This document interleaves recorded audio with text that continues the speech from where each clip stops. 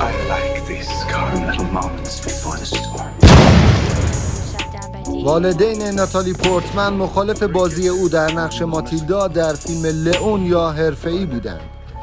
ایفای نقش ماتیلدا برای هر دختر 11 ساله‌ای میتونه سخت و پیچیده باشه، چون اون میبایست دختری رو بازی میکرد که در خانواده‌ای نابود شده و پر از خشونت بزرگ شده و همچنین اطرافیان نگاه جنسی شدیدی به او داشتند. وقتی خانواده پورتمن فیلمنامه رو میخونن به سکانسی برخورد میکنن که لئون ماتیلدا رو در حال حمام کردن تماشا میکنه. اونها شدیداً با این سکانس مخالفت میکنن و باعث حذف اون میشن. حتی اونها مانع سیگار کشیدن دخترشون میشن. در کل فیلم 4 یا 5 نخ سیگار دست ماتیلدا میبینید که همه اونها به خواست خانوادهشون تقلبی هستن. این فیلم جنایی و اکشن بدون شک همچنان جزء بهترین های این ژانر در جهان به حساب میاد. البته ساخت چنین فیلمی مشکلات زیادی رو هم به همراه داشت.